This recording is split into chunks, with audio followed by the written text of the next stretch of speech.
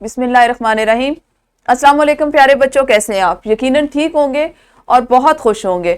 آپ کو پتہ ہے ہم کام کر رہے ہیں اپنے اردو کے مضمون پر اور جماعت ہے ہماری اول۔ اب ہم اول جماعت میں جو کام کر رہے ہیں وہ ہم اپنے ریمیڈی پیک پہ کر رہے ہیں، جو آپ کو چھٹیوں میں دیا گیا گھر سے کرنے کے لیے۔ ہم نے اپنا پہلا ہفتہ مکمل کر لیا، ہمارے دوسرے ہفتے کا آغاز ہو چکا ہے، جس میں پہلے ہفتے میں آپ نے بہت سی چیزیں سیکھی، لکھنے کی مشق کی، بولنے کی مشقیں کی، سننے کی مشقیں کی، پڑھنے کی مشقیں کی۔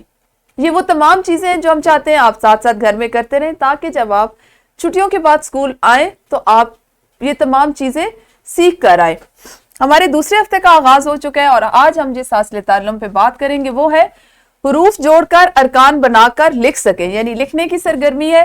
آپ نے اس صفحے کو مکمل کر لیا ہوگا، ہمیشہ کی طرح سے اس QR کوڈ میں دی گئی ویڈیو دیکھی ہوگی، لیکچر دیکھا ہوگا، اور سب سے پہلے اس لائن کو، اس جملے کو مکمل کر کے آپ نے یہ سرگرمی کی ہوگی۔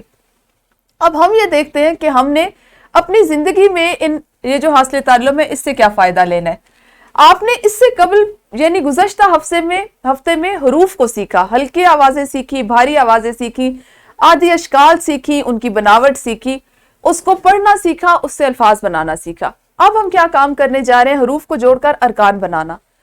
پیارے بچوں، میں نے آپ سے پہلے بھی بات کی تھی کہ ارکان اسی طرح سے ہوتے ہیں کہ کسی بھی لفظ کو ادا کرنے کے لیے، اس کو مکمل طور پر بولنے کے لیے، اس کو رکن میں، ارکان میں تقسیم کرنا ضروری ہوتا ہے۔ بہت سے ایسے الفاظ ہیں جن کا کوئی رکن نہیں ہوتا، وہ مجموعی طور پر ایک ہی لفظ ہوتے ہیں، جیسے پھل، جیسے پھول۔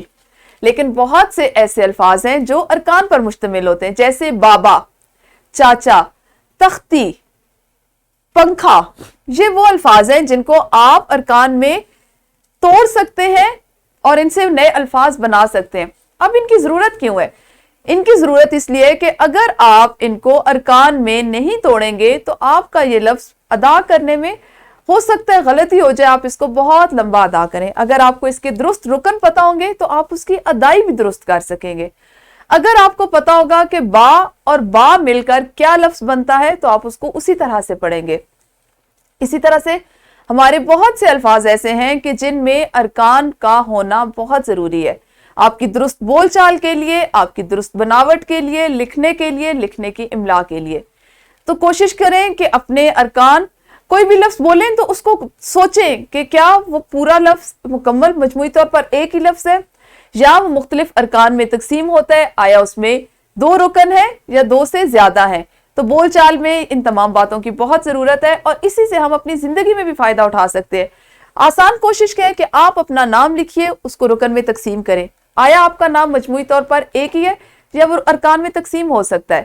اس سے آپ کے لکھنے کی مہارت میں، لکھنے میں اضافہ ہوگا، آپ کا جو املا ہے وہ بہتر ہوگا، اور آپ کی سوچنے اور سمجھنے کی صلاحیت میں اضافہ ہوگا، کیونکہ جتنا آپ کسی چیز پر غور کرتے ہیں آپ کے ذہن میں وسعت آتی ہے۔ کوشش کیا کریں جو چیز لکھتے ہیں اس کو عملی زندگی میں اس سے فائدہ اٹھائیں، اس پر سوچیں۔ اگلے حاصل تعلم میں آپ نے کیا سیکھا اس پر اگلے دن بات کریں گے، تب تک اپنا خیال رکھیے۔ اللہ حافظ، شکریہ۔